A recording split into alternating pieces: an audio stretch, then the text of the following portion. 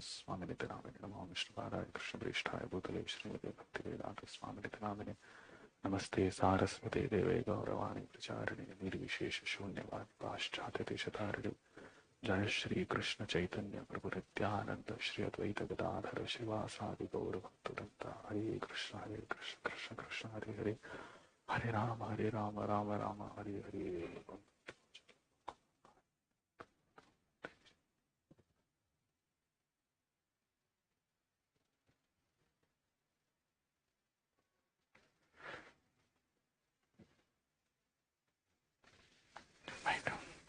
Okay, so welcome back to this Nectar of Devotion sessions. So today is our 5th session, and just a quick recap. We discussed the preface and introduction, which is the introduction is the first 13 verses of Bhakti Rasamrita Sindhu, where we spent considerable amount of time on the first and the 11th verse. The first one was Akhila Rasamrita Murti, and we discussed several references on that. And then the definition of pure devotional service, Anya Bilashita Shunyam and Sarvopadi Vinirmuktam, right? So, and then yesterday, at the end of this class, we also saw one verse from Srimad Bhagavatam, which is also a definition of pure devotional service, and we saw how it is so.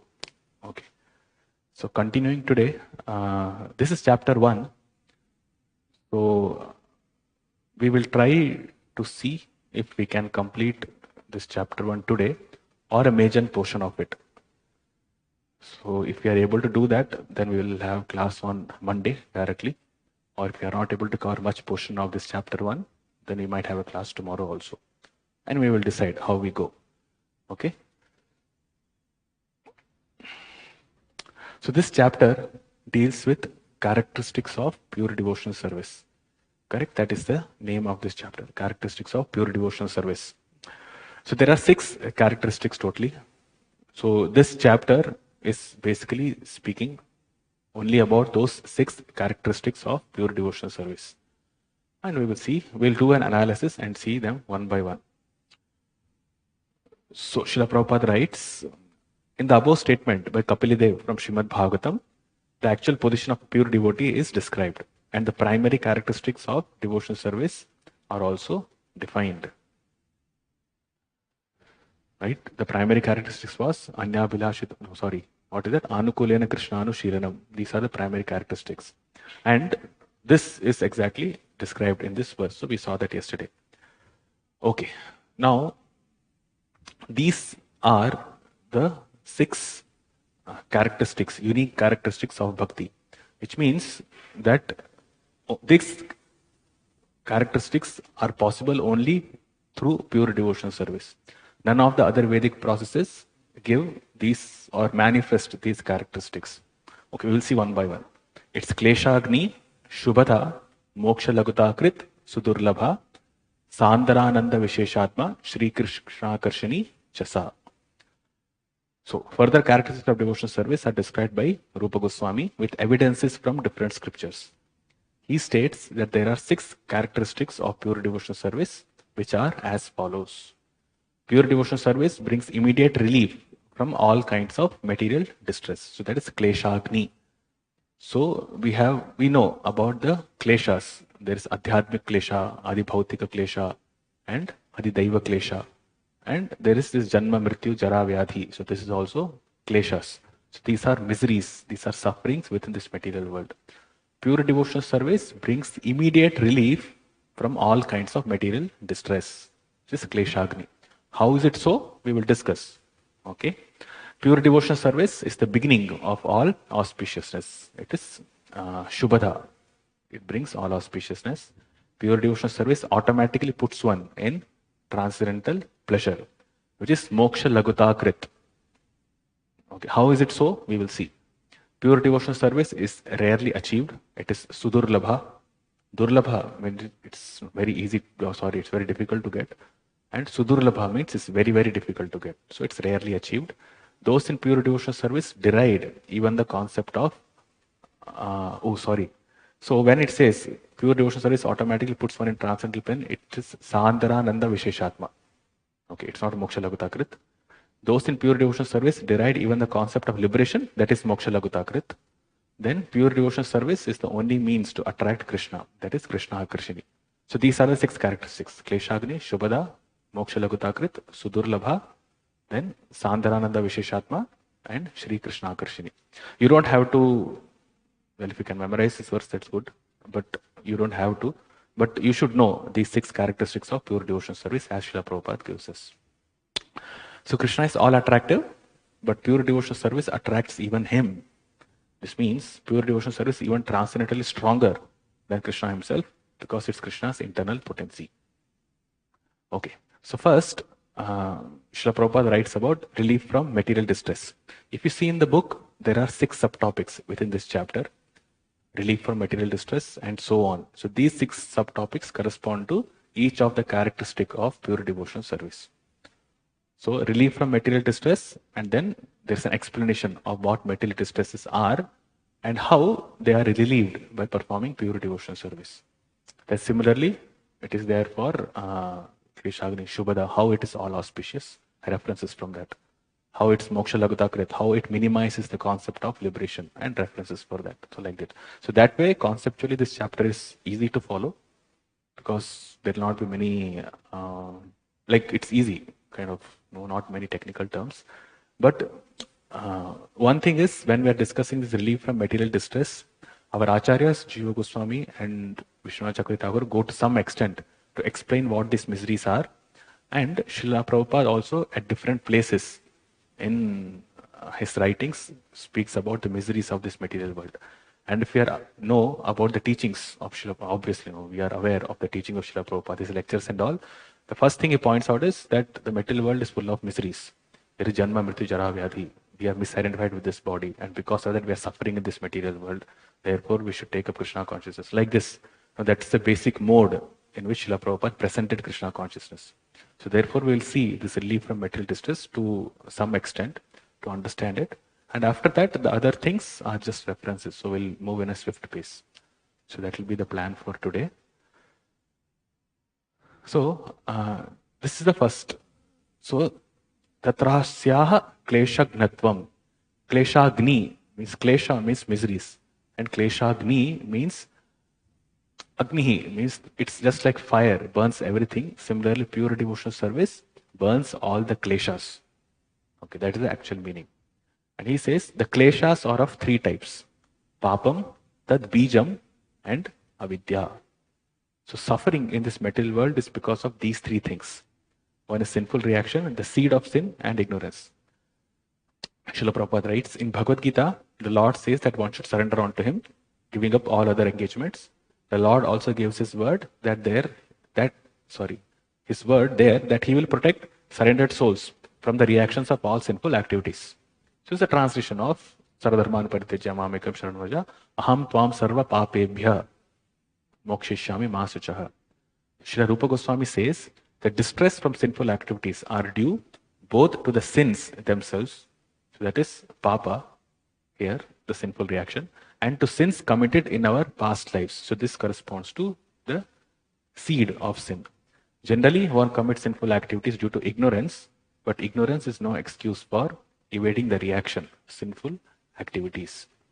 So reactions or suffering within this material world is because of these 3. It is the sin itself, and the desire to commit sinful activities, and avidya, which is the root cause of all. So how does it start? It starts from avidya, and when there's ignorance, then there's a desire to commit sinful activities. And when there's a desire to commit sinful activities, then one ends up committing sinful activities. So it comes in that sequence, and because of that, one suffers. And there are corresponding reactions for that. So before we go on, I'll just like to read this reference from Chaitanya Charitamrita, Madhya Leela, chapter 17, text 95. This is from the purport. Srila Prabhupada speaks about these 3 things specifically. Okay. First, he mentions about the 3 kinds of devotees. One is a Nitya Siddha devotee, who is eternally on a transcendental platform. Then a Sadhana Siddha, who has been elevated to the transcendental platform by execution of devotional service. And then there are neophytes, who are advancing towards the perfectional platform. So they are the sadhakas. And the sadhakas are gradually becoming free from fruitive reaction. The Bhakti Rasamrita Sindhu describes the symptoms of Bhakti Yoga thus. Kleshagni, Shubhada, Moksha Lagudakrit, Sudurlabha, Sadharananda Visheshatma, Shri Krishna Karshini, Cheta. Devotional service is Kleshagni even for beginners, which means that one who takes up devotional service, who has not yet become a Nitya Siddha or Sadhana Siddha, one who has just taken up pure devotional service, for him also all the miseries are removed. The reactions that for which he has to suffer, they are removed even when he is on the sadhaka stage. So that is the effect of pure devotional service. This means that it reduces and or nullifies all kinds of suffering. The word Shubhada indicates that devotional service bestows all good fortune, and word Krishna Akarshini indicates that devotional service gradually attracts Krishna toward the devotee.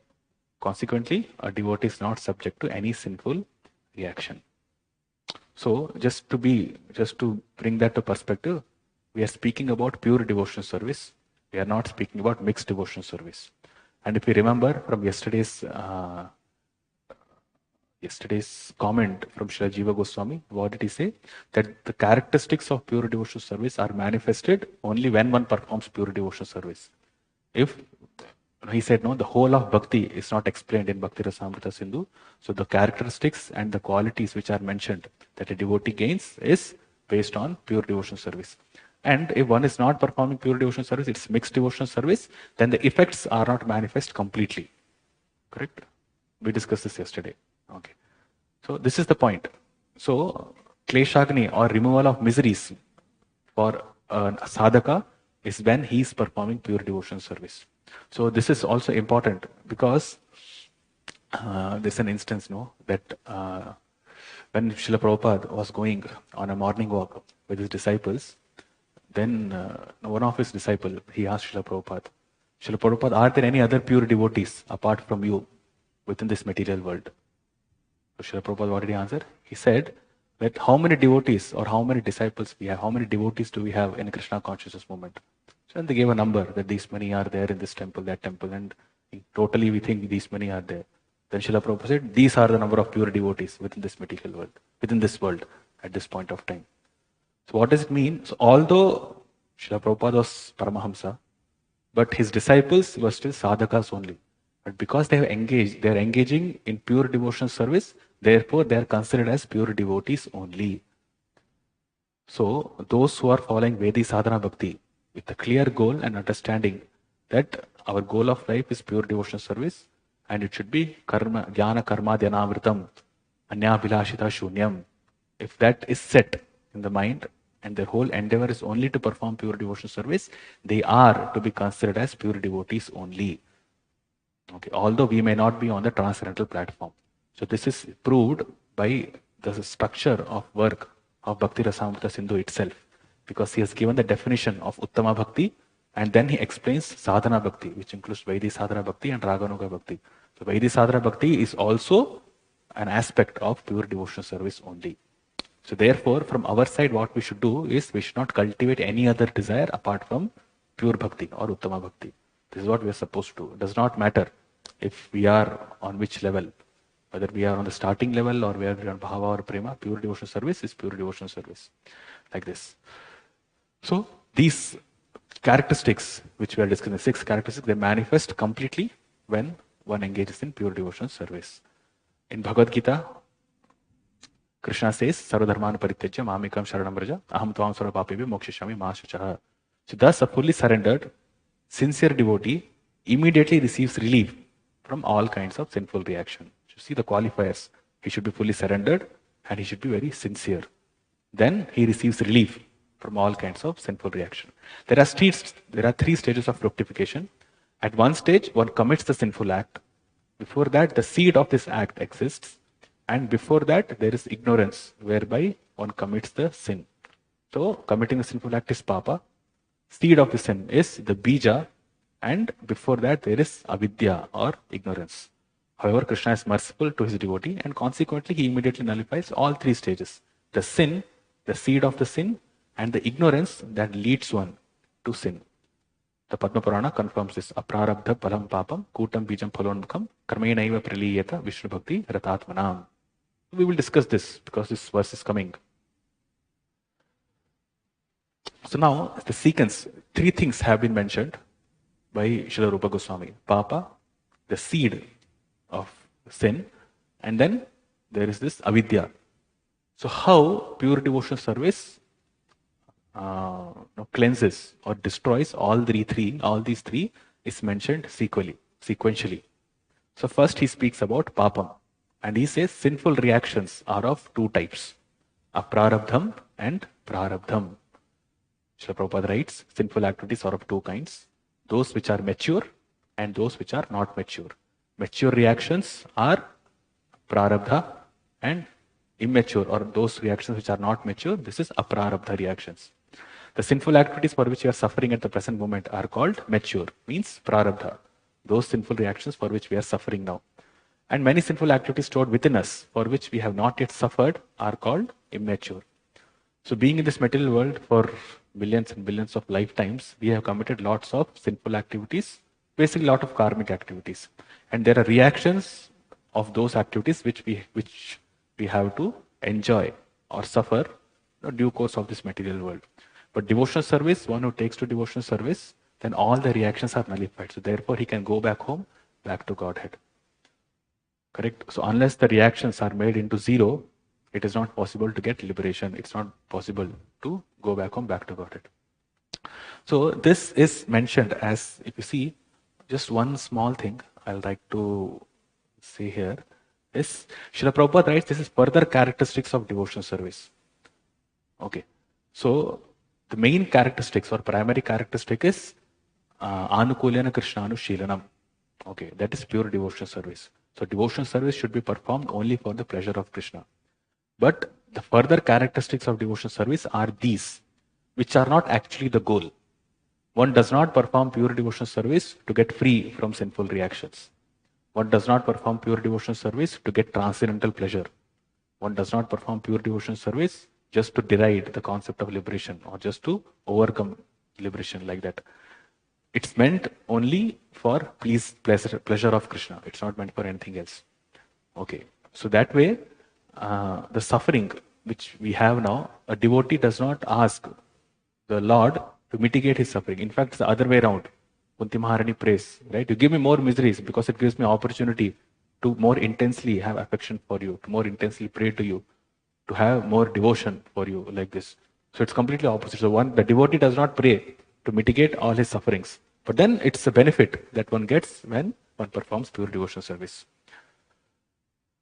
The many sinful activities stored within us for which we have not yet suffered are considered immature. Srila Prabhupada gives an example.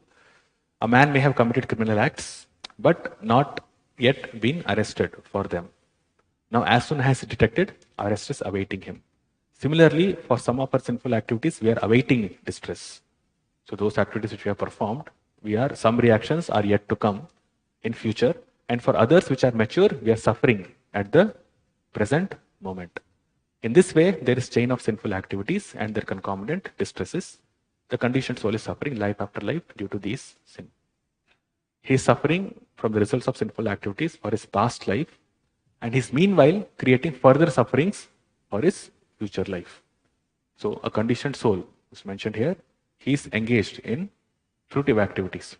Fruitive activities means those activities which must bear fruit. Whether it's a sweet fruit or whether it's a bad fruit, that depends on the activity, on the kind of tree on the seed which we sow. Okay, right? Depends on the tree. So we are creating further sufferings. Mature sinful activities are exhibited if one is suffering from chronic disease, from some legal implication, or one who is born in lower degraded family, if one is uneducated or very ugly. So this is prarabdha karma. This is mature sinful reactions. One who suffers from chronic disease, then the reaction is manifest of a sinful activity in his body, and he's suffering for them. So therefore, it's a prarabdha karma. One who is, he just gives some instances, Srila Prabhupada. So one who is suffering from legal implication, or when one is born in a low and degraded family. So one's birth is determined by one's past activities. We have discussed that in Bhagavad Gita also. And if one is uneducated, or one who does not have enough intelligence to understand or educate himself, he is to be considered that his sinful reactions are bearing fruit now. Okay, that's what it means. It does not mean that the person itself is totally and wholly and completely sinful. It's just that because conditioned soul means he has both. He has both pious reactions as well as sinful reactions. It just means that his sinful reaction is bearing fruit now. That's all. Means he's not able to educate himself, uneducated, and he's ugly. Or those who are not that good looking, it's understood that sinful reactions are being manifested at this point of time. And we should not be proud that because we are very good looking, therefore we are all very pious people. No, it just means that your pious reactions are bearing fruit now. Sinful reactions are this stock is there. So that will bear fruit in further. Because one who is a conditioned soul or one who is engaged in materialistic activities, it's not that he's always completely 100% pious or 100% sinful. Because the nature of the material world itself is such that we end up committing both. There is pious activity and there is impious activities also. So that is why Vedic scriptures also mention these different kinds of sacrifices. Panchashuna. Suna means sin. There are 5 kinds of sinful activities which always perform. Therefore, Panchama Yagya must be performed by all the followers of Vedic culture so that they can mitigate themselves from those sinful activities. And one who does not do that, or one who has or does not do that properly, or one who does that without faith, he has to suffer those sinful reactions. So what we see around us, we can have some sense of what is happening, but then there's nothing to become proud because we are educated or because we are so good looking. We have all these great qualities. We can sing nicely. We can speak nicely. It just means that the reactions for pious activities are manifest now, and sinful reactions are waiting on the side to manifest. Okay. Right. So there are many results of past sinful activities. Yeah, we have discussed this. So this is the description or explanation about papa. So sinful activity has these 2 things, aprarabdha and prarabdha. Now, tatra aprarabdha haratvam. How do we destroy? How is aprarabdha karma destroyed? Aprarabdha means that which is not mature or that the stock is available. Okay, it's there, it's in the bank, but you're not using that money. You're not using that reaction at this point of time. It is stored. Okay, that is aprarabdha. And we will not be aware of this aprarabdha reactions at all. We do not know what is in store for us because we don't remember what all activities we have done in our past lives. But the reactions are stored. It's not yet manifest. It's not yet mature. But bhakti will destroy even those aprarabdha reactions or those which we are not even aware of. It will destroy that. But all of these reactions to sinful deeds can immediately be stopped if we take to Krishna consciousness. As evidence for this, Rupa Goswami quotes from Srimad Bhagavatam, this Canto 11, 14th chapter, verse 19. He says, this is Krishna's instruction to Uddhava, part of Uddhava Gita. He says, my dear Uddhava, devotional service unto me is just like a blazing fire which can burn into ashes unlimited fuel supplied to it. So this is whatever reactions are there from past lives or even those which we have committed now, but the reactions are to be suffered in the next lives, all of them will be consumed by this blazing fire of Krishna consciousness. The purport is that blazing fire can burn any amount of fuel to ashes. Devotional service to the Lord in Krishna consciousness can burn up all the fuel of sinful activities.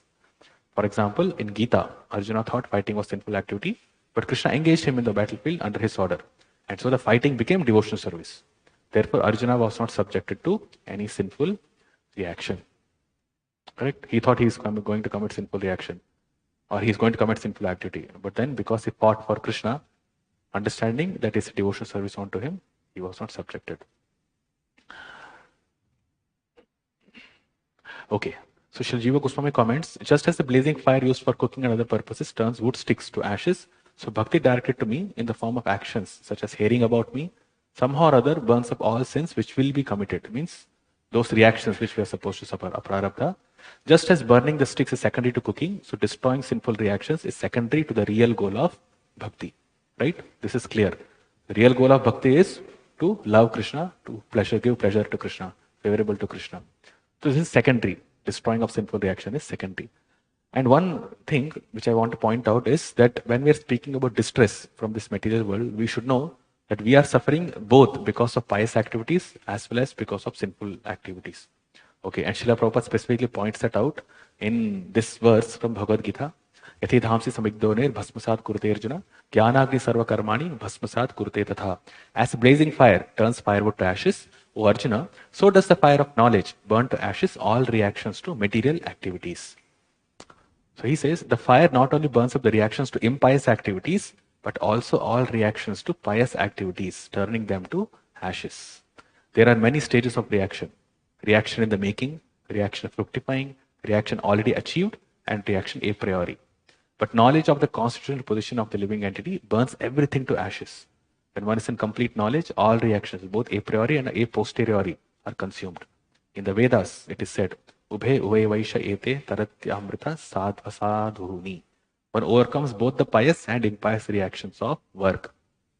So, in Bhakti Rasamrita Sindhu, it's mentioned Kleshagni, but Klesha, we should understand, it's both pious as well as sinful reactions. Both are consumed or both are burnt in fire, just to give a perspective of what is given here. Srila Prabhupada further writes, this is from Srimad Bhagavatam 6.115 purport, both pious and impious activities are actually due to ignorance. You see, ignorance, then there's papa, and then, there's ignorance, there's the seed of sin, and there's the sinful activity itself. These three are there. So both pious and impious activities are actually due to ignorance, because the living entity, as an eternal servant of Krishna, has no need to act for his personal sense gratification. And personal sense gratification means it can be pious sense gratification and impious sense gratification also. Pious sense gratification is when one follows the Vedic process of dharma, artha, kama. Dharma, artha, and then he gets kama. He can engage in sense gratification. So that is pious activity, because it's according to the Vedic scriptures. But still it's sense gratification. It is material. And there's reaction. The fruits are there, which has to be experienced in terms of happiness. So those are also destroyed by pure devotional service. Therefore, as soon as one is reclaimed to the platform of devotional service, he relinquishes his attachment for pious and impious activities and is interested only in what will satisfy Krishna. This process of bhakti relieves one from the reactions of all activities. Correct? So this is aprarabdha, reactions for which we have to suffer in future. For prarabdha haratvam, Srila Rupa Goswami quotes another verse, and which is spoken by Kapila Dev to Mother Devahuti, where he says, my dear Lord, there are 9 different kinds of, this is Devahuti speaking to Kapila Dev, My dear Lord, there are 9 different kinds of devotional service, beginning from hearing and chanting. Anyone who hears about your pastimes, who chants about your glories, who offers you obeisances, who thinks of you, and this way executes any of the 9 kinds of devotional service, even if he is born in a family of dog eaters, the lowest grade of mankind, becomes immediately qualified to perform sacrifices. So when is one born in the family of dog eaters as Chandala? When the sinful reactions are manifest. It's prarabdha karma. It's mature sinful reaction. So even mature sinful reaction or prarabdha can be destroyed by devotional service, because even if he's low born, still he becomes immediately qualified to perform sacrifices. According to Vedic culture, who perform sacrifices? Those who are the higher 3 sections of the society. Brahmanas, Kshatriyas and Vaishyas, they perform sacrifices. Primarily the Brahmanas do. But one who takes up to pure devotional service, even though he's low born, he's not from Brahmana family or a Kshatriya family, still he's immediately qualified to perform sacrifices. And it's directly manifest in this Krishna consciousness movement, where Srila Prabhupada, he preached to people in the West, who we discussed were lower than animals in many levels. But then they, by the power or the purity or the fire of pure devotional service, they became qualified. They were initiated as Dvijas, as Brahmanas. Actually, they are more than Brahmanas. They are Vaishnavas. They were given the Pancharatriki mantras. They were engaged in deity worship of Radha and Krishna, of Lakshmi Narayana, of Ram, Sita, like this. So they were given that instruction. They were performing fire sacrifices also, even in the presence of Srila Prabhupada. Initial stage, Srila Prabhupada used to perform fire sacrifices for initiation and some marriages which he conducted. But after a certain time, after some years, after a couple of years, the Srila Prabhupada, he instituted a system where his Brahmanically initiated disciples, they will do the sacrifices for initiation, and they also conducted marriages. This is the proof, a practical proof, that even those who are born in a very low-graded family and degraded family, who have no idea of Vedic culture, of what a sacrifice is, who knows what is yajna was among these Western people to whom Srila Prabhupada was preaching. They have no idea. The hippies will have no idea about this, or what is yajna, why we are doing this, why we are putting something into fire, what is abhisheka, and what is this idol worship. No idea at all. But by taking to Srila Prabhupada's pure devotional service through Srila Prabhupada, what they were able to do, they became qualified to perform sacrifices. So this is the direct manifestation of this characteristic of pure devotional service. As such, how is it possible that anyone actually engaged in devotional service has not become purified? So one who engages in devotional service becomes freed from all contamination of material sinful activities. Devotional service has the power to actually nullify all reactions to sinful deeds. But a devotee is nevertheless always alert not to commit any sinful activities. This is a specific qualification as a devotee. So namno baradi sahi papa buddhir navidyate tasya yamaihi shuddhihi. Right? So one should not perform sinful activities or materialistic activities on the strength of the holy name, on the strength of devotional service. Thinking that devotional service will anyway burn all the reactions, therefore I can perform materialistic activities and be free from the reactions also. So that is an offense to the holy name. That is not pure devotional service. Pure devotional service will burn up all the reactions. But one cannot think of engaging in devotional service and then also keep continuing with materialistic activities. Because then the devotional service itself is not pure by its definition. Because the devotional service has a motive now. And the motive is, I want to enjoy myself. I know I will get reactions because I have that knowledge. And by performing devotional service, I want to burn those reactions. So this is that devotion. It's that devotional service is motivated.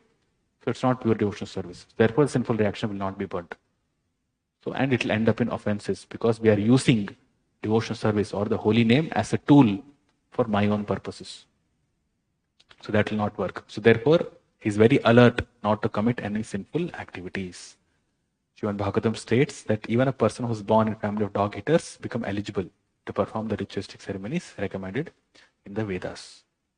Okay, so there are some technical details which we will skip due to lack of time, but our understanding is complete, so we don't have to worry. Next, Srila Prabhupada writes, it is implicit in this statement that a person born into a family of dog eaters is generally not fit for performing yajna or sacrifice because he does not have culture and he's not qualified. Right? He's not cultured and he does not know how to perform sacrifice at all. He's unclean. The main point is purity. For performing any Vedic ritual or any activity or even for reciting Vedic mantras, one must be very pure. But just by the process of eating a dog or a meat eaters or one who smokes or who engages in these four prohibited activities, he is impure by definition. So therefore, he is not eligible to perform those sacrifices. That is why these four regulative principles are there, because these, if not followed, they lead to sinful reactions. That is there. But these four, by regulating our life, by following these four, then it gives us the potency or purity which can be used for engaging in Krishna conscious activities. A person is born in a Brahmana family or in family of dog eaters due to his past activities. We discussed this. And if a person is born in a family of dog eaters, it means his past activities were all sinful. But one who takes to the path of devotional service and begins to chant the holy name of the Lord, Hare Krishna, Krishna Krishna, Hare Hare, Hare Rama, Rama Rama, Hare Hare, he is at once fit to perform the ritualistic ceremonies. This means his sinful reactions have immediately become neutralized. Okay? Right. So Srila Bhaktisiddhanta Saraswati, he specifically writes that the statement that lacking proper behavior is only in relation to the low-born who does not receive Vaishnava Diksha. If the low-born receives Vaishnava Diksha, then he surpasses the second birth. The context is that Srila Jiva Goswami writes that some prarabdha karma cannot be destroyed. Like one's birth in one's family. That birth has been taken, the body has been attained. So that sinful reaction cannot be destroyed now. One has to give up his body if he has to destroy that karma. So those reactions cannot be destroyed at this point. So therefore, he attains all the good qualities of a Vaishnava, but still just to follow the Shishtachar or just to follow the Vedic culture, although he's eligible, he's qualified to perform sacrifices, he will not perform sacrifices. Because the Vedic culture or the Varna and Ashrama system is such that one who are born or a child who's born in the higher three Varnas, he learns the Vedas by approaching a spiritual master. At the age of 5, he goes to the Gurukul and then he learns all the Vedic mantras, the performance sacrifices and everything. But one who is born in the family of dog eater, he does not have that opportunity to learn the Vedic mantras, to perform sacrifices and all. So although he becomes, so therefore Jiva Goswami says, so therefore he has to wait for the next birth, but that is not in terms of degrading him, or it's not in the term of that he cannot perform. It's just that he does not have the requisite qualification at this point of time because of that prarabdha. So therefore this is the culture, is what Srila Jiva Goswami says. Srila Bhakti Siddhanta Saraswati, he qualifies that statement and he says, it is true, what Srila Jiva Goswami writes, it is true, it is proper that that karma might not be destroyed. He might not be performing the sacrifices, but one, according to the Pancharatra system, one who attains Vaishnavi Diksha, first and second initiation both, according to ISKCON terms, then he immediately becomes qualified to perform those sacrifices also. He becomes qualified to understand the Vedic mantras, to recite the Vedic mantras. All those things. So even that prarabdha karma of one's attaining a body in a lower family also is mitigated when he takes up this Vaishnavi Diksha process. So therefore this initiation ceremony is so important for performing devotional service. We discussed that yesterday. So he says, so this lacking of proper behavior or proper shishtachar or proper culture is because he has not been trained accordingly. But one who takes up Vaishnavi Diksha and then from that moment onwards learns all these things, then he immediately becomes qualified to even perform sacrifices. And Srila Prabhupada practically implemented that in his preaching. In Padma Purana, this is the shloka, aprarabdha phala papam kutam bijan phalomukham kramenaiva praliyata Vishnu bhakti ratatmanam. So this is just a reference, a further reference to say that all the reactions to one's sinful activities are destroyed by performing devotional service. Vishnu bhakti ratatmanam. Correct? And then there is 4 reactions which are mentioned. Aprarabdha, kutam, bijam and phalonmukham. So this phalonmukha refers to prarabdha karma. Aprarabdha karma we have already discussed. So initially we discussed 2 reactions. Okay, if you just listen carefully, we discussed 2. Papa means these 2, aprarabdha and prarabdha. Now we have 4 terms. Aprarabdha, kuta, bija and phalonmukha. Phalonmukha refers to prarabdha karma. Aprarabdha is already there. So aprarabdha is then expanded into aprarabdha and kuta. And then prarabdha is expanded into prarabdha and bija. So these are, it's just like this, no? There is one thing and then we can expand it into its subdivisions. So you are getting into more details. So Rupa Goswami is quoting this from Padma Purana and he says that these all 4 reactions, aprarabdha and prarabdha would be destroyed, but furthermore, if you have some doubt about what about this kuta reaction, bija reaction, they are different from aprarabdha and prarabdha like that, even those are destroyed by pure devotional service. Okay. So in Padma Purana, this is Srila Prabhupada writing. In Padma Purana, there are 4 kinds of effects due to sinful activities. The effects which is not yet fructified, which is lying as seed, which is already mature and almost mature. Which means not yet fructified is aprarabdha, lying as seed is bija, already mature is prarabdha, and almost mature is your kuta. It's the kuta stage. You don't have to memorize all these things, it's just for your details. Just follow what Srila Prabhupada gives here. He has given these 4. You just read this. And the 4 effects which are mentioned immediately becomes vanquished when one surrenders to the Supreme Lord. So the effects described as almost mature refer to distress which we are suffering at present. Lying as seed are in the core of the heart where there is a certain stock of sinful desires which are like seed. So the bija here means the sinful desires, or rather the reactions which are there within the heart. The Sanskrit word kutam means that they are almost ready to produce the seed, and immature effect refers to the case where seedling has not yet begun, which is aprarabdha karma. From this statement of Padma Purana, it's understood that material contamination is very subtle. Its beginning, its fruition and results, and how one suffers from such results in the form of distress are part of a great chain. And Srila Prabhupada gives an analogy. When one catches some disease, it is often very difficult to ascertain the cause of the disease, where it originated and how it is maturing. The suffering of a disease, however, does not appear all of a sudden. It actually takes time. So similarly, the reaction, the manifestation of reaction also takes time. When an infection enters inside our body, it is untraceable. It's untraceable, we cannot see, it's no practical manifestation of suffering at that point. But the seed is there. The seed of reaction has started. So the infection has entered. although the symptoms of distress are not yet manifest. So that's the seeding stage. That's the bija stage. The seed has been planted for future suffering. And then that infection, it grows throughout the body. And then the symptoms start to manifest, which starts giving the miseries or the distress. So that is your prarabdha karma, or that is the fructification stage, or phalonmukha, where the reaction has started to bear fruit. Okay, so it's just like infection. But when did that start? When did we contract that infection or that disease? We are not aware of it. So therefore, it's a very subtle thing of how reactions come, why these reactions come. This is something which we will not be able to understand, or do an analysis and try to understand what kind of activities did I do that I'm suffering like this. So that kind of analysis will not work. The main point is to take up pure devotional service and burn all those reactions. Many people ask how we were with Krishna, then how did we come back to this world, this, that, and all. And what is Srila Prabhupada replied? Now you are here. Now you try to see how you can get back. One who has fallen into an ocean does not think how he fell into the ocean. What actually happened? He's drowning. What is his goal? Just to save himself somehow and come to the shore or take shelter of a boat. That should be the goal. So therefore, we are suffering with this material world. We are actually so troubled here.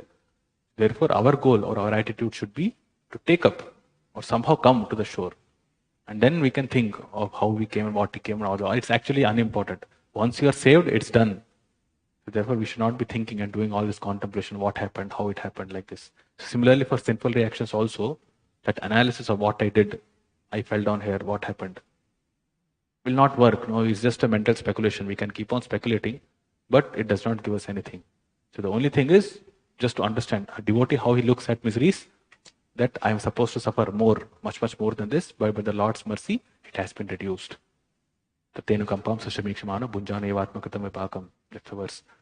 So these reactions are reduced. And because I was not sincerely practicing devotional service, so therefore Krishna is giving me some injection. He's telling me that you rascal, you have to do devotional service properly. Take up Krishna consciousness. This world is full of misery. So therefore take up pure devotional service. Now get into this mode. So it's a mercy of the Lord. So that's how a pure devotee takes the suffering that comes to him.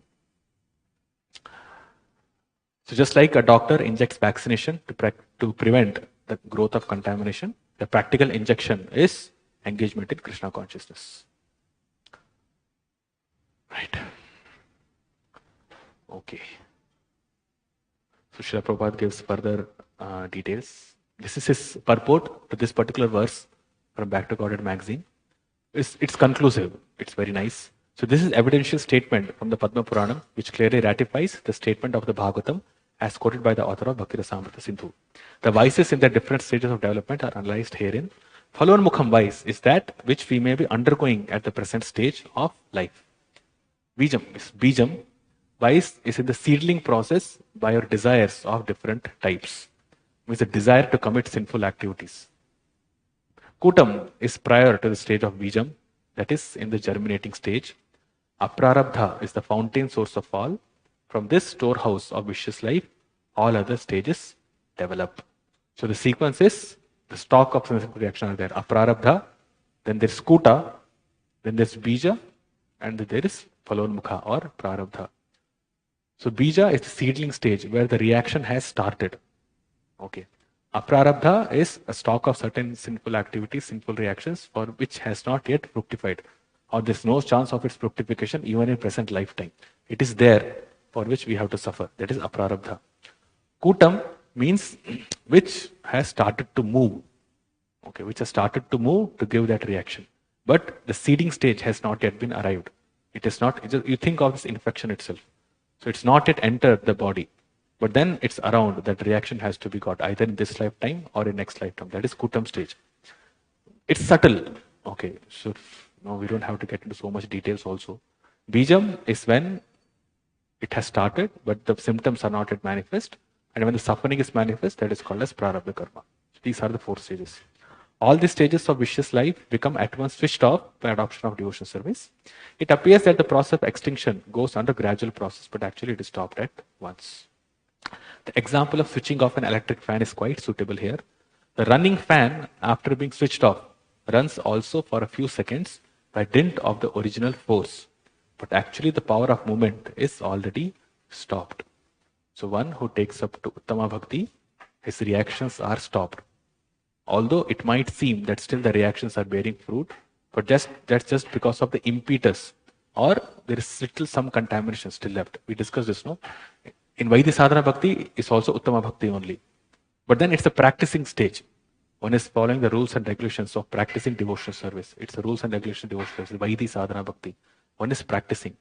So although the reactions are complete, but still because the contamination is still there, it is gradually getting purified, one may end up committing some sinful activities, or one may have to suffer misery because of those reactions. Although it's not as major as it should be, but then one may suffer some reactions, or something might come up. But that is incidental. That does not mean that he is suffering the reactions of his activities, or he is a karmi, or he's doing fruitive activities, or he's doing sinful activities. No, because he's engaged in pure devotional service, therefore all his reactions are burnt up. But it's just like the force of a fan. When you switch off the fan still rotates for some time, and it apparently looks as if he's suffering.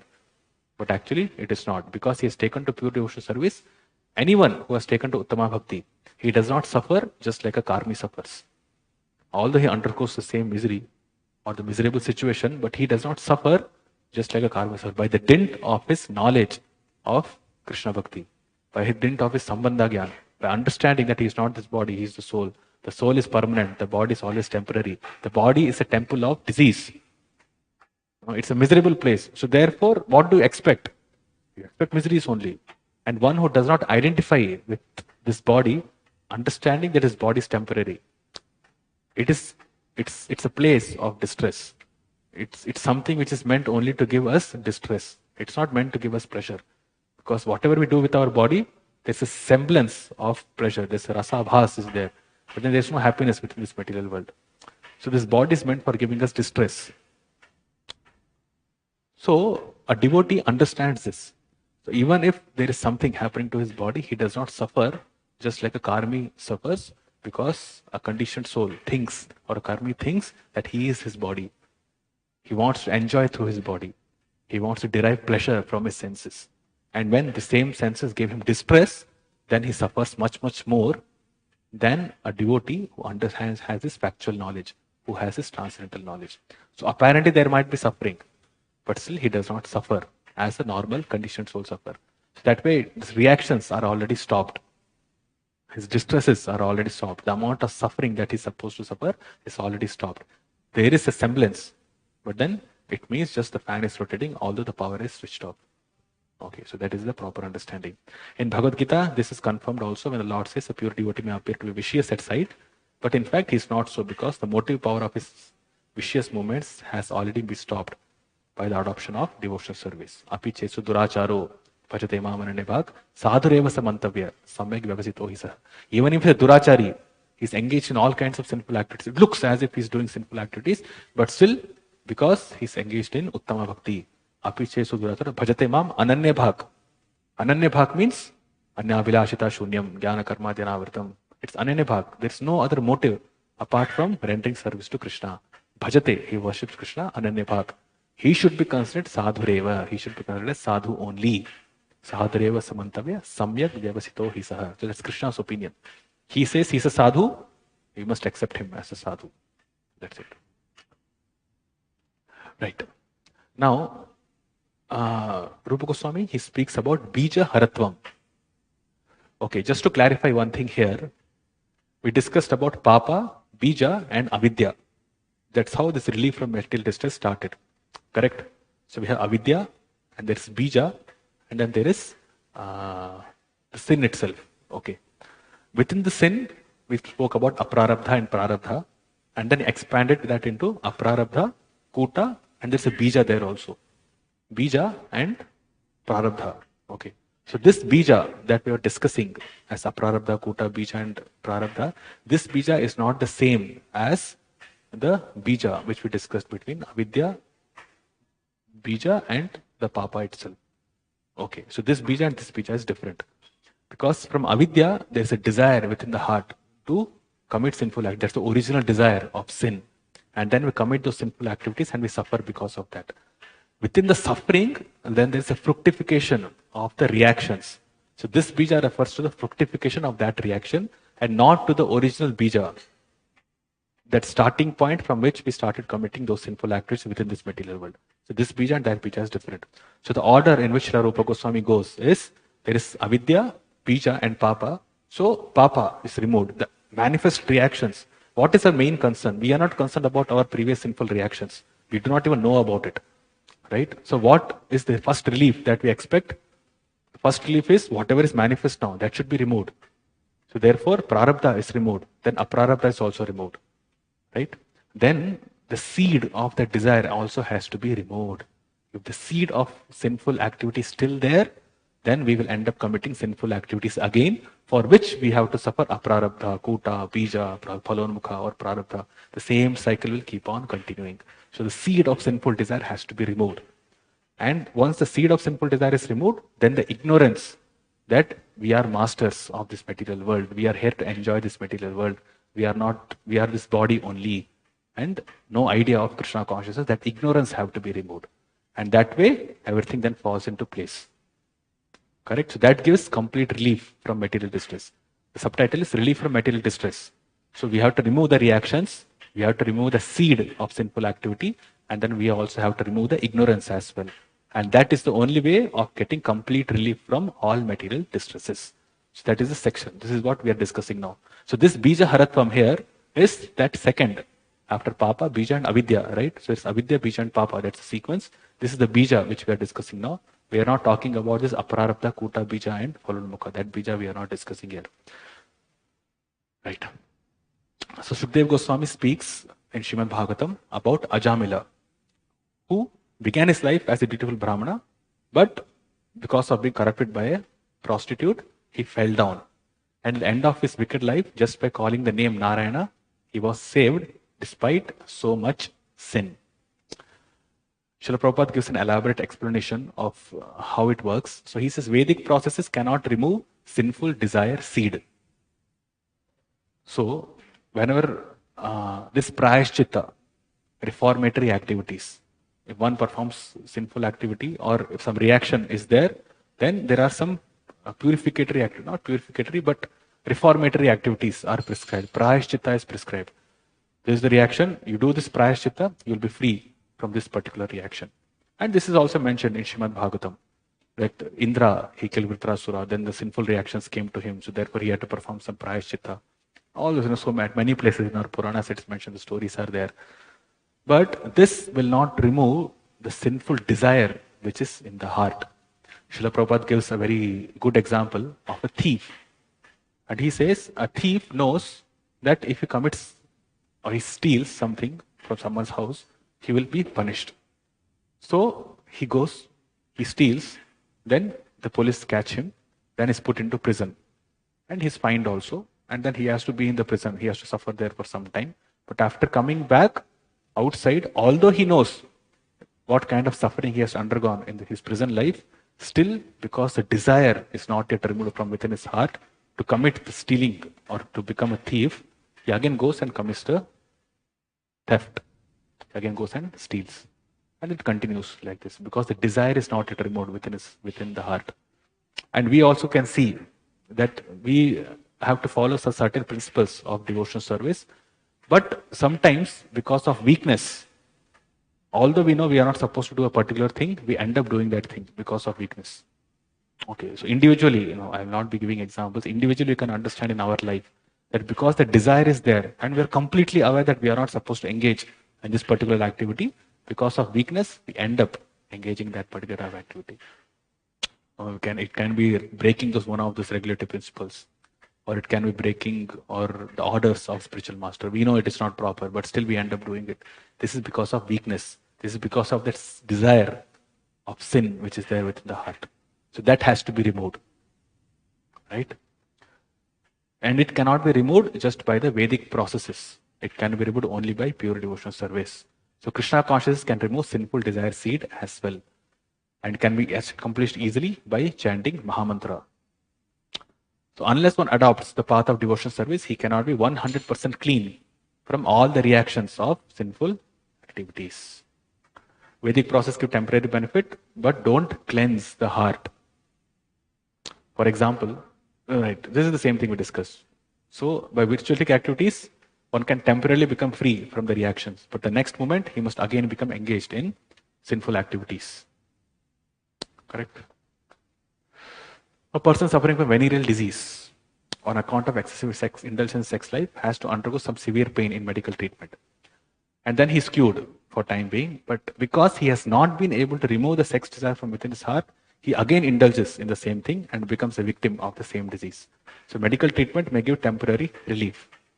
But unless one is trained to understand that sex life is abominable, it is impossible to be saved from such repeated distress. Similarly, ritualistic performances, charity and austerity, which are recommended in the Vedas, they stop from acting in sinful ways. But as long as the heart is not clear, one will have to repeat sinful activities again and again. Right? Prayashchitta is made. Then, because the heart is not purified, the reactions have to be born, or one ends up committing sinful activities. This is another example is an elephant's bath. He takes bath very seriously, cleansing his body thoroughly, but as soon as he comes to the shore, he takes some dust and throws it over his body.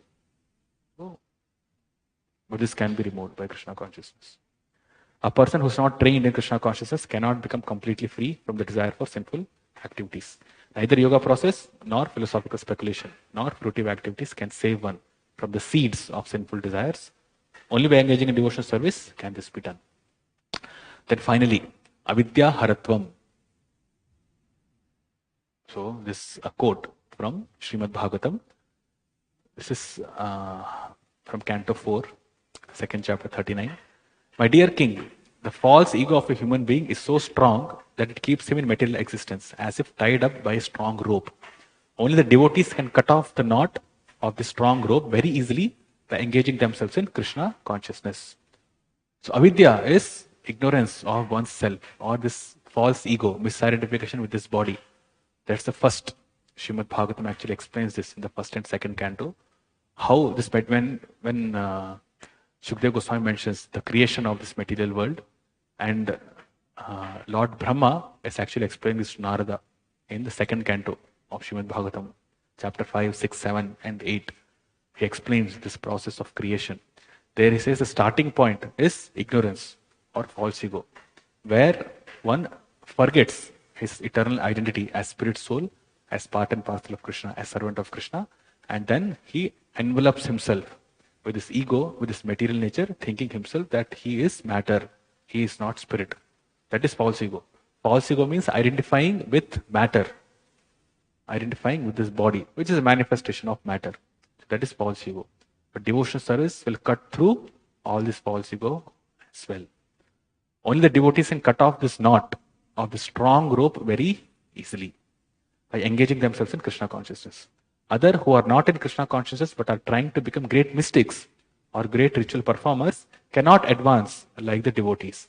Therefore, it is a duty of everyone to engage himself in the activities of Krishna consciousness in order to be freed from the tight knot of false ego and engagement in material activities. The tight knot of false ego is due to ignorance. As long as one is ignorant about his identity, he is sure to act wrongly and thereby become entangled in material contamination. Right? So ignorance has to be removed. So another verse, another quote from Padma Purana. And so ignorance of factual knowledge can also be dissipated by Krishna consciousness. It's confirmed in Padma Purana. Pure devotional service in Krishna consciousness is the highest enlightenment. And when such enlightenment is there, it is just like a blazing forest fire, killing all the inauspicious snakes of desire. The example is elaborated by Srila Prabhupada. He says, in forest fire, the blazing fire automatically kills all the snakes. There are many snakes on the ground. When a fire takes place, it burns the dried foliage and the snakes are immediately attacked. Animals who have 4 legs can flee from the fire, or at least try to flee, but the snakes are immediately killed. Similarly, the blazing fire of Krishna consciousness is so strong that the snakes of ignorance are immediately killed. So avidya haratvam, avidya is destroyed. Bija haratvam, the sin, desire seed, is sinful desire seed is also destroyed. And the papa, the reactions to sinful activities are also destroyed. So in summary, okay, this is what it is. Avidya, From avidya comes the seed to commit sinful activities. The bija is there.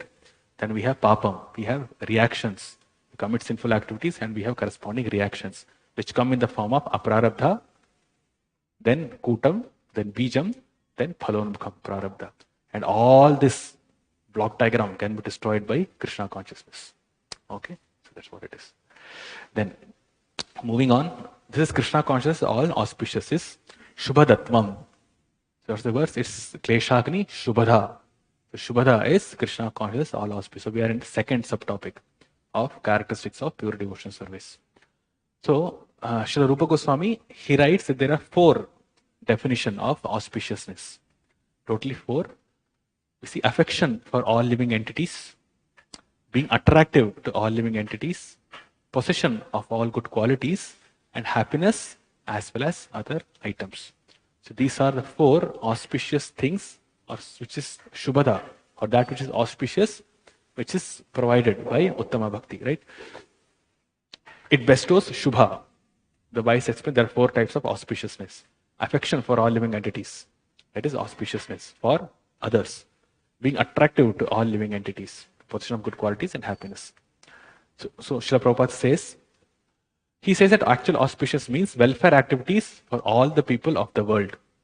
At the present moment, groups of people are engaged in welfare activities in terms of society, community or nation.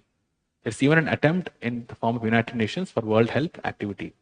But due to shortcomings of limited national activities, such a general mass welfare program for the whole world is not practically possible. Right? So what gives? Pure devotional service gives is welfare for all activities, means which is a manifestation for affection for all living beings. Because the devotee goes out and preaches. He wants to share this, this happiness that he's experiencing Krishna consciousness with others. Whereas other mundane activities like social activities, community activities, national activities, those which are carried out by United Nations and other such institutions, it's not practically possible to give a general mass welfare program. Krishna consciousness can render highest benefit. Everyone can be attracted to this moment and everyone can feel the result. Pratyaksha vagamam dharmyam. If you follow this dharma of Krishna consciousness, the result can be manifested. Therefore, Rupa Goswami and other learned scholars agree that a broad propaganda program for Krishna conscious movement of devotional service is the highest humanitarian welfare activity because it bestows all auspiciousness to the whole world. It is Shubhada. So auspiciousness means pure devotional service brings auspiciousness. When a devotee goes out and preaches this message of Krishna consciousness, it brings auspiciousness to the entire world. That is a gist.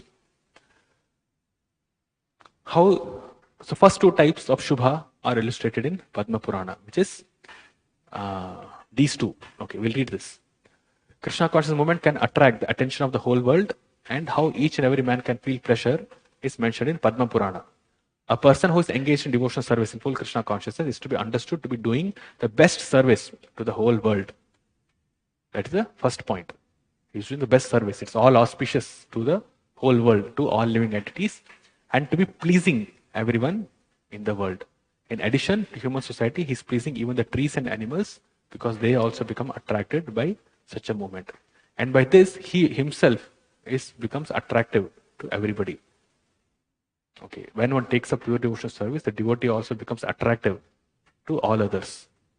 This is famous, I don't want to say famous, but then I think it was Purnachandra Maharaj who recited this incident. He said that when book distributors, they used to distribute books, this was during this marathon in 1974, 75, 1976 when Prabhupada was here, book distribution boomed like anything. We are aware of that. So devotees used to go to airports and distribute books, right? Big books, not even small books. Srimad Bhagavatam, the cantos of Srimad Bhagavatam, Krishna book, Bhagavad Gita as it is. They used to distribute books in terms of 200, 250, 300 books in the airport itself, in different languages, like this. So one businessman, or actually one businessman, I don't know whether it's a businessman or one person was observing this devotee. I think it was Purnachandra Maharaj only. I don't clearly remember. He was observing this devotee distributing these books. Okay. So then he came to him and he was attracted by the effulgence that the devotee was exhibiting. Because he's getting so much pleasure in distributing Srila Prabhupada's books, he was like glowing. It was as if his face was completely glowing. This glow was manifested in his face. So this person, he came and asked his devotee, which soap do you use? If you tell me which soap you use, I will also use that. Because I have never seen such kind of glow in all this materialistic product that people use. But you are so glowing. You are so attractive. So therefore, you tell me which soap you use, I will also use that. Okay, after that, then they would try to preach to him, and I don't know what happened. But then everybody's attracted to a devotee who's engaged in pure devotional service. They become so attractive. So this is one of the things. This is also the happiness of Krishna consciousness gives this attractiveness. So therefore, a devotee becomes pleasing to everyone. To whomever he meets, to whomever he talks to, they're attracted to the devotee. So therefore, that way, he gets an opportunity to please, or rather to preach to the living entities, and then he brings them to Krishna consciousness. So therefore, this quote says that one who's engaged in devotional service, he's doing the best service to the whole world and to be pleasing everyone in the world. So he pleases everyone, and he also becomes pleasing to everyone. In addition to human society, he's pleasing even the trees and animals because they also become attracted by such a movement. So Lord Chaitanya, when he went through the forest of Jharkhand, then in central India for spreading his Sankirtan movement, the tigers, elephants, the deer, and all other wild animals joined him and were participating in their own ways by dancing, chanting Hare Krishna. So therefore it attracts everybody. Shad Gunadi Pradatvam. It gives all good qualities and other things. So this phase, Yasyaste Bhakti Bhagavata Kinchana Sarvair Gunais Tatra Samasite Suraha Harava Bhakta Sekuto Mahadiguna Manorathena Davato Bahihi. My dear king, persons who have unflinching faith in Krishna and are without any duplicity can develop all good qualities of demigods. On account of a devotee's high grade of Krishna consciousness, even the demigods like to live with him. Even demigods like to live with a pure devotee. And therefore, it can be understood that the qualities of the demigods have developed within his body. Right? Sarvadeva Mayo Guruhu, Krishna says. Acharya Mam Vijaniya Nava Manena Karichit. Then Acharya Mam Vijaniya Nava Manena Karichit. Okay, it's skipping my mind. Martya Buddhya Asuyeta Sarva Vedeva Mayokuro. It comes like this. Right. But anyways, the point is that all the demigods, they reside in the personality of the spiritual master or pure devotee. That is the purport. Srila Prabhupada says academic scholar, but no Krishna consciousness. So this is a comparison. So this actually is not, summary study is very nice in that way because the author can choose of the points which he wants to expand on and then he can move on. He can just give translation to some of the points and some of the points who he thinks or which points he has to elaborate for his particular mission, then he elaborates on that. So summary study is like that. So there's some independence in that. So here, although Srila Rupa Goswami is not giving a comparison about mundane education and other things, but Srila Prabhupada gives his comparison. He says, academic scholars are there, but they do not have any good qualities. Whereas one in Krishna consciousness, he has all good qualities. One may be highly educated, but he can be seen to have baser qualities than animals. Even though a person is highly educated, he cannot go beyond the sphere of mental activity, right? Manorathena sati dhavato bahihi. He is sure to perform only material activities and thus remain impure. There are so many persons in the modern world who have been highly educated, but they cannot take up Krishna consciousness and develop high quality of the demigods. For example, a Krishna conscious boy, even if he's not very well educated, can immediately give up illicit sex, gambling, meat eating, and intoxication. The good qualities are manifest, although he is not highly educated. But one, although maybe highly educated, but not in Krishna consciousness, they are often drunkards, meat eaters, sex mongers, and gamblers. Practical proof is that one who becomes or one who engages in Krishna consciousness, he develops good qualities. So Srila Prabhupada writes, we experience that even a young boy in Krishna consciousness is unattached to cinemas, nightclubs, naked dance shows, restaurants, liquor shops, etc. He becomes completely freed. He saves his valuable time from being extravagantly spent in the way of smoking, drinking, attending the theater, and dancing. So So there are several scholars, there are many scholars who are great pandits in Jiva Goswami's Shat Sandarbhas, intricately analyzing each and every dhatu, each and every shabda, which is vibhakti, this, that, and all. There are several levels of meaning which Jiva Goswami gives in his Sandarbha. This is what is told in Srimad Bhagavatam, this is what is told, how it is referenced, and all those analysis they will do. But where will they do that analysis? In a table, eating meat and drinking wine and smoking also. This was an example, I think, which was given by either Guru Maharaj spoke about this, or Srila Prabhupada spoke, or Siddhanta Saraswati spoke. But this is an authentic reference, this much I know. It was told, like there are scholars who discuss these topics. So although it's like this, no, licking the honey bottle from outside, they have not entered Krishna consciousness. And although they have done that much amount of study, because they have not taken up to pure devotional service, no good qualities are manifest in them. Although they are studying Sandarbhas, they have proper theoretical and understanding, but no Krishna consciousness. And obviously for those who are mundane scholars, they do not take up Krishna consciousness at all. And it's very prominent in Western society, and it has come to Indian society also. One who is in college, the first thing that he does is try out everything. Try out those things which he could not do in school. Start smoking. Seniors are there. Start smoking. It makes him cool. No, Prabhupada said, no, although he's smoking fire, but he thinks he's cool, right, by smoking. That is nonsense. Then he wants to drink in company of his friends, eat all kinds of abominable things. I've practically seen, those who have been through college, we have practically seen this. As soon as one enters college, actually I have seen, there are some set of students, so now we are independent. Now we have joined hostel, can do whatever I want. They end up doing all kinds of nonsensical activities. But this education system is not meant to develop good qualities. This kind of education system is only there to educate, give you some skills so that you can work like a dog, like a donkey.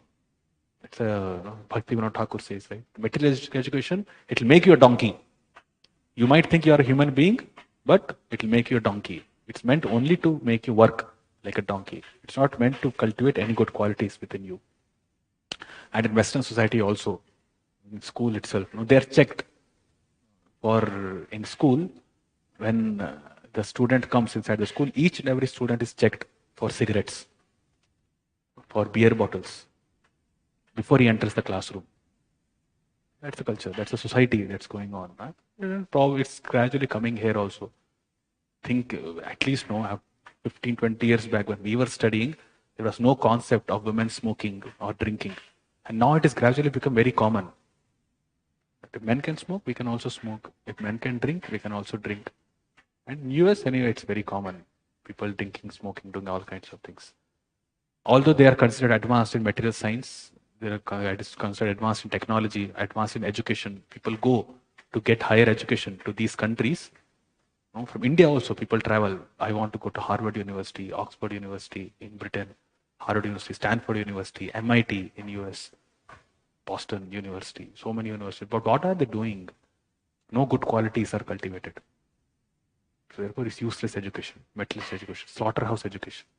Just slaughters everything. But a Krishna conscious boy who has no such education, but he is Krishna conscious, he has all good qualities. Therefore, we should not be enamored by higher education. One not in Krishna consciousness is always agitated. Means the yoga system teaches that if you become silent, you will realize God. But then how long will they be able to keep themselves silent? So materialist education, fine. But even the other processes like yoga, this thing, that thing and all, also is useless in cultivating good qualities. Artificially, they may sit down for so-called meditation, but immediately after their yogic performance, they will engage themselves again in such activities such as illicit sex, gambling, meat eating, and many other nonsensical things. Yeah, so many things are there to be told about this. Yoga school, yoga societies are there. And here in India also, so many yoga societies are coming up. And people are so much into this yoga. But for what purpose? To have better sex life. To enjoy the senses nicely. That's the purpose. So to engage in sinful activities, they are taking this process of yoga. So no good qualities are cultivated. Higher character is developed by a pure devotee. So he elevates himself without endeavoring for so-called meditation. he automatically gives up all nonsense.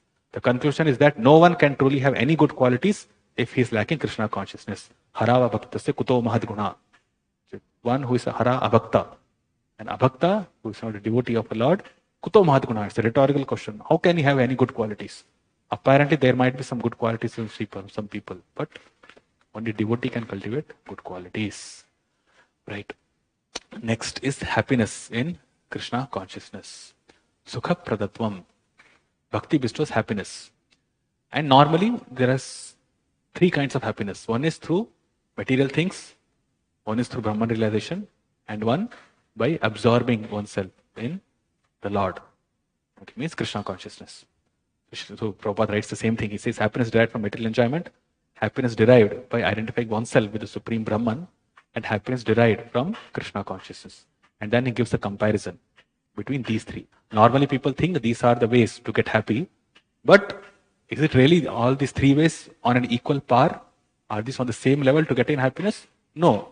And for that he gives this reference. In Tantra Shastra, Lord Shiva speaks to his wife Sati and he says, my dear wife, a person who has surrendered himself at the lotus feet of Govinda and who has just developed pure Krishna consciousness and can be very easily awarded all the perfections desired by the impersonalist, and beyond this he can enjoy the happiness achieved by the pure devotees.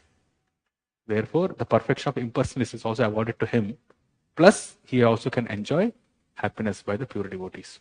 Srila Prabhupada says, happiness derived from pure devotional service is the highest because it is eternal. This is the point. Material happiness, happiness emerging into the Lord, these are not eternal. Happiness in Krishna consciousness, in pure devotional service, is the only thing which is eternal. And inherently we all desire eternal happiness. Nobody will say, oh, do you want your happiness to end? People will say no. Happiness means it should endure. It should endure for a long time, or for eternity, for that matter. And because no other process can give happiness which continues for eternity. Okay, it's like it's a sutra, it's a final statement. No other process apart from pure devotional service. There are so many processes, materialistic in mundane aspect as well as in Vedic culture. Different Vedangas are there, this, that and all, different processes for self-realization. Ashtanga Yoga, Karma Yoga, Jnana Yoga, Raja Yoga. None of them can give happiness which is eternal. Only Bhakti Yoga, Uttama Bhakti, pure devotional service, can give happiness which is eternal. Then Srila Prabhupada gives a comparison. He says, happiness derived from material perfection is inferior because it's temporary. There's no preventing one's falling down from material happiness, right? We have discussed this several times. It has been seen that great Mayavadi sannyasis may sometimes take to political activities or to social welfare activities, although they're highly educated and almost realized souls. The reason is that they actually do not derive any ultimate transcendental happiness in the impersonal understanding and therefore must come down to the material platform and take to such mundane affairs. There are many instances, especially in India, where these Mayavadi sannyasis descend to the material platform again. See, in Tamil Nadu, this Shankaramat is very famous as the stranglehold or as the base for Advaita, for propagating Advaita, especially from Kanchipuram. This Kanchimat is very famous amongst those who are somehow related to Vedic culture, the Brahmin community and others. This Kanchimat is very, very famous for maintaining, upholding the standard of Advaita. And historically speaking, Chandrasekharendra Saraswati was the sannyasi. He was a perfect sadhu in that way, although he was a Mayavadi. Perfect sadhu in that way. And after him, the next was Jayendra Saraswati. Okay. And then after him, currently it is Vijayendra Saraswati. So they are the Mathadipatis. They are the pontiffs. They are the one who are the acharyas for that particular mat, and all other activities of their mat is carried out. It's overseen by them. They are the, just like in Madhva Sampradaya, their mats are there, and then there is a pontiff. There is head of a mat. So similarly, in this also, in Kanchimat also, there is his head. So then there's Jayendra Saraswati was there before the one who is presently is Vijayendra Saraswati, and before that Chandrasekharendra Saraswati was there. And in 1970s, in 1978, I think, 1976 or 78, they devised a program to open a hospital. You would have heard of this Shankara Netralaya. Heard of this? In Tamil Nadu, it's very prominent. In Chennai also. The first branch was started in Chennai, Shankara Netralaya. And it was started by Jayendra Saraswati and Vijayendra Saraswati. Okay, although they are the Mathadhipatis, they are the pontiffs, and they are supposed to be the personification of Advaita, actually speaking. Although there is no personality in Advaita, but they are the ones who are upholding this impersonalism. But what did they do? Because they are not getting this happiness from this impersonal meditation. They are not getting the satisfaction. What they do? They end up coming into this mundane welfare activities, opening up hospitals, opening up schools. There are so many Shankara schools are there. And obviously with the Vedic pathshalas are there. But then there are schools which also teach mundane subjects. CBSE syllabus, ICS syllabus, Shankara schools are there, Shankar Netralaya is there, hospitals are there.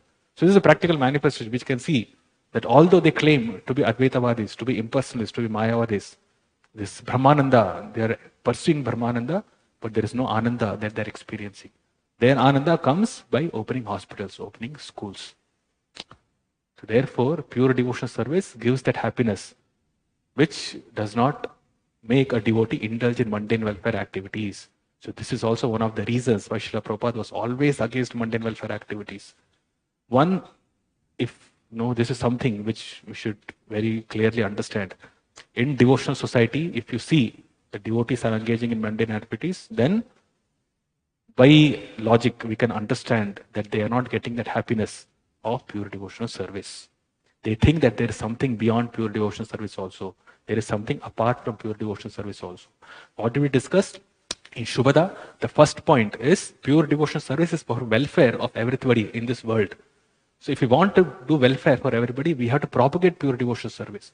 We don't have to engage in mundane welfare activities thinking that these activities will attract the attention of people. We saw the verse from Bhagavatam. It's very clear. It's pleasing to everyone when one pure devotee or when a devotee engages in pure devotional service. He attracts everybody when he engages in pure devotional service. Pure devotional service is what attracts. Mundane welfare activities do not attract. So even to please the audience, one should engage in pure devotional service. And as we discussed yesterday, pure devotional service or Uttama Bhakti is meant for pleasing the Lord. The results are up to Him. He will give the results. He will send people. He will send devotees. He will send those who can do service. He will enable construction of temple. Everything Krishna will do. We have to be sincere from our side. That is the main point. So mundane welfare activities, devotees should not engage into. And Srila Prabhupada was completely against that. So this we should understand. No, this is so evident in what we are discussing here in Nectar of Devotion. But our devotees do not understand. They do not engage in Uttama Bhakti. They engage in mixed Bhakti. And that does not give result. That does not give proper result, perfect result. There are so many examples. Guru Maharaj speaks about this a lot in his lectures. And apparently it might seem that they are getting attracted to Krishna consciousness by speaking about that everything is okay, you can do this, you can do that. No, bridge preaching. It's called as bridge preaching. You do the bridge preaching and then you can attract people.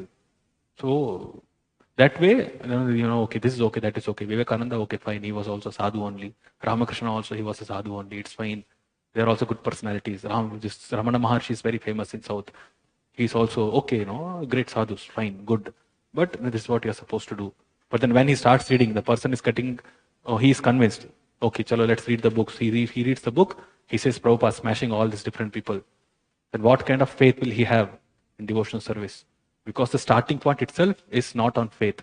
It's Ado Shraddha.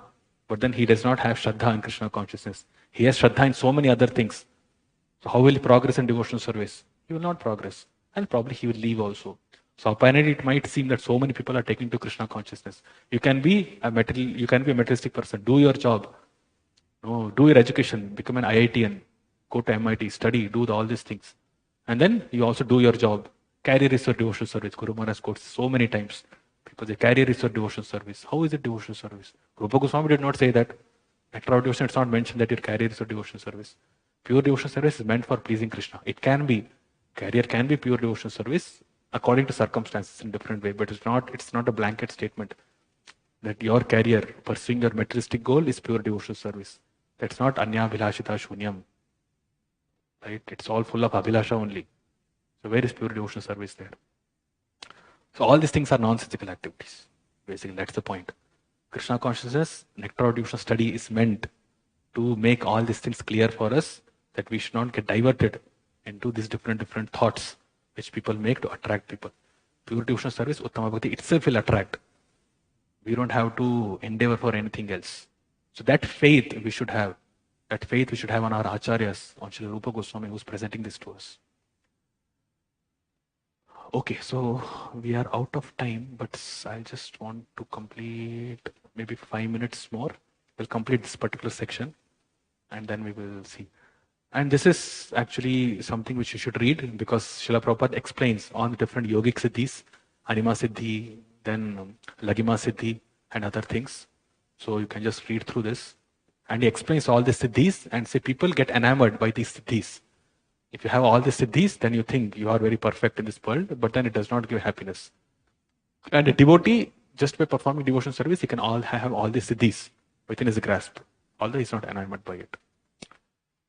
So there are some siddhis which are replicated by modern scientists, and there are some siddhis which are not yet replicated by modern scientists. So he speaks about Lagima, he speaks about Prapti Siddhi, and Ishita, Vashita, Prakamya, and Kamya Vasita. Kamya Vashayita. These are different yogic siddhis. You can just read through it. There's nothing to explain. Foolish people are enamored with materialistic life and they think I'm better being busy with my material comforts, maintaining a nice apartment, family, and sex life. But they do not know that any moment they can be kicked out of their material situation. Due to ignorance, they do not know real life is eternal, but they are happy in these temporary comforts and think that this is the goal of life. But actually, it's not the goal of life. Srila Bhaktivinoda Thakur said, advancement of material knowledge renders a person more foolish because it causes one to forget his real identity by its glitter and makes him a donkey. This is doom for him because human life is meant for getting out of material contamination. But by the advancement of material knowledge, they're getting more entangled in material existence. Therefore, they have no hope of being liberated from this catastrophe. Right, so we will stop here. So we are in the third section of this characteristics of pure devotion. So, and we have covered considerable material because the other we have only around 12 verses more and we don't have much to discuss. They are basically references. So what we can do is we can continue this on Monday. Okay, we can continue this on Monday and we'll also start with second chapter and probably finish second chapter and start third chapter as well on Monday. And then from then on, again, to tell you, we will be completing around 12 to 13 chapters. Till 13th chapter or till 12th chapter, we'll finish next week. Okay, so it will be a bit faster, not bit faster, it will be very rapid. Okay, so now time is there, today, tomorrow, and Sunday anyways, Ramanavami, but time is there for you to go through all these chapters. Read, sit and read, have some good idea, and we'll discuss this in next week. And then the week after that, as we discussed, some aspects of Vaidhi Sadhana Bhakti, that Raganuga, Bhava and Prema. And then 24th will be the test. Okay. So the verses which you would have to memorize, I'll send you either by today or tomorrow. So you can memorize those verses as well. Fine. Have any questions?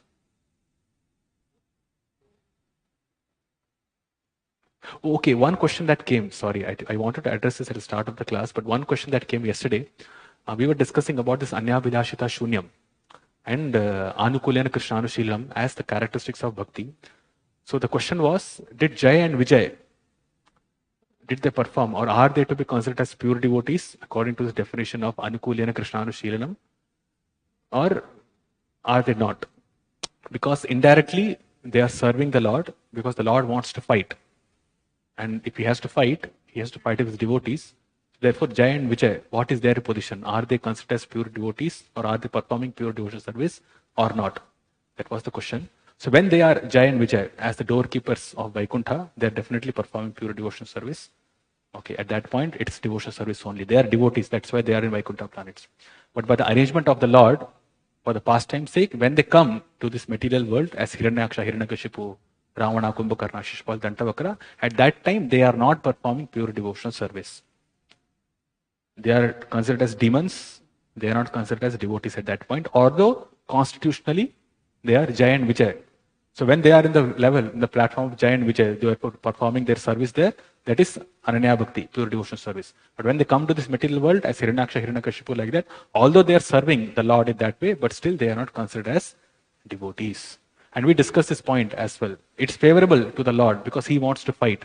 But still, they are not considered as pure devotees. That is according to the definition of pure devotional service. Because it should be, they should not have hostile attitude towards the Lord. Right? But did Hiranyakashipu had hostile attitude? Yes. We saw this yesterday while discussing Vishwanath Chakravarti Thakur's commentary.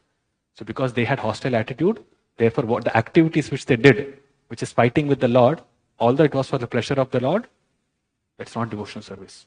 But when they are in the Vaikuntha planets and Jaya and Vijay, then they are to be considered as pure devotees only. Okay. So anything else? Yes. Yes. Yes. Yes.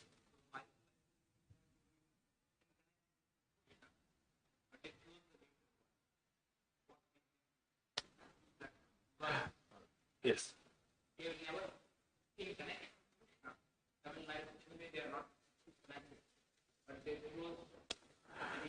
Yes. Hmm. Yes. Yes. Okay. The question is that Jay and Vijay, they were given the option of either have 3 lives as demons, where the Lord will fight and kill them, or they can have 7 lives. Actually, I'm not sure. It's been quite some time since I read that in Bhagavatam, but I'm not sure if the option is there in Bhagavatam or not. Although we do hear of this story. If it is there, my apologies. I'll see this and I'll let you know. But considering at this point, hypothetically, we will take it that the option is there. So, although if they are to be devotees in this material world for these many amounts of lives, still be connected to Krishna only. So, why did they not choose that? Why did they choose this life or 3 lives of being demons, but not of being devotees in this material world? So, my understanding is that their personal desire was to be with the Lord as soon as possible. Okay, and that was the reason why they chose only 3 lives. They do not want to be separated from the Lord for a long time. They wanted to have darshan of the Lord every day. They want to see the Lord every day and do that service of, which is their eternal constitutional service as the doorkeepers of Vaikuntha. So this they wanted to. They could not bear separation from the Lord for 3 janmas. Although they will not be separated even when though we are performing Krishna conscious activities in this life, in material world, but still there is a physical separation. No? So it's like this, no? Anyway, gopis or the devotees in Vrindavan, they're intensely absorbed in Krishna, but then there's still separation. Okay, in higher terms, in Gaudiya Vaishnavism, of course, that is considered to be the highest, Vipralamba Bhava and all. But specifically talking about this topic, my understanding of this is that they wanted to be with the Lord as early as possible. So they said, in 3 lifetimes, we'll be with the Lord. Anyway, they're Krishna conscious, always thinking about the Lord only. Not in a favorable way, but they're always thinking of the Lord. And after 3 lifetimes complete, then they come back. I'll answer this completely tomorrow. I just see the reference from Bhagavatam. Okay, so this answer should not be taken as conclusive from my side. I'll answer this. Yes. Yes. Yeah. No, that's a very good answer. No, ultimately it's Lord's desire. So they played along. Oh, that is correct. Yes. Yes, they're influenced by Yoga Maya. Correct. Yeah, that's a good answer. Yes. Yes.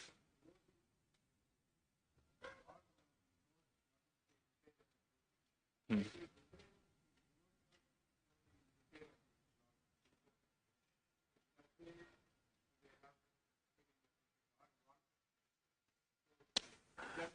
Yeah, maybe because I do not know of any, or rather, I don't know if Acharyas explained like this that Jay and Vijay knew the Lord wanted to fight with them, so therefore they also played along. We do not know that because when the Kumaras cursed them, they were fearful. It's not that they were acting; they're actually fearful, actually morose. So therefore, considering this pastime, it does not seem that they knew the desire of the Lord, that the Lord wants to fight.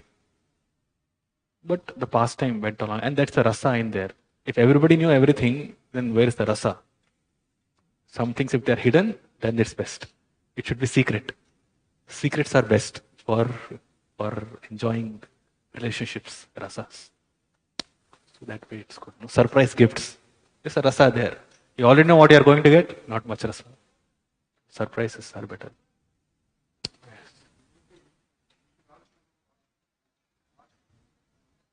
No, as devotees, we should also know the Lord wants. Yes, the desire of the Lord has already mentioned through Bhagavad Gita, Srimad Bhagavatam, by interaction of his devotees and all. And it's understood also through our acharyas that it is for pleasure of Krishna. That is the desire. But this orchestration of pastimes, understanding the desire of the Lord, is done by the internal potency of the Lord. Okay. Yogamaya. She arranges everything.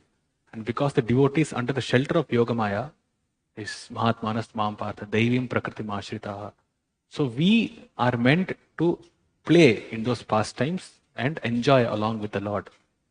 So things are orchestrated by the internal potency of the Lord, and Krishna himself will not know what Yogamaya is doing. Then it gives rasa.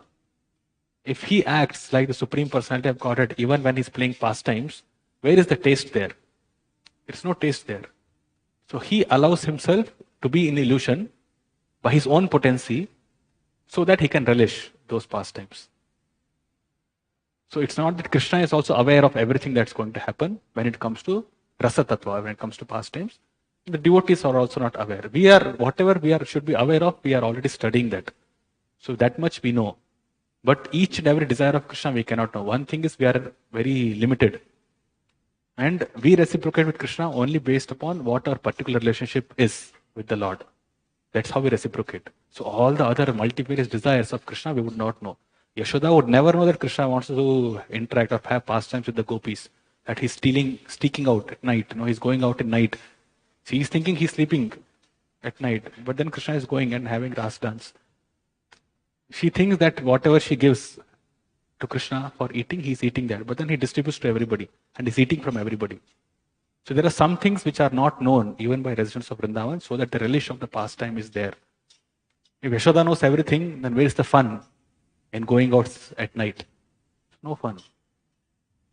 Krishna wants to have fun. So devotees don't know everything. Only they know that much which they're supposed to know. Not pastime sake. Okay, so we are about time, so we'll stop. Srila Prabhupada ki, Nectar of Devotion ki,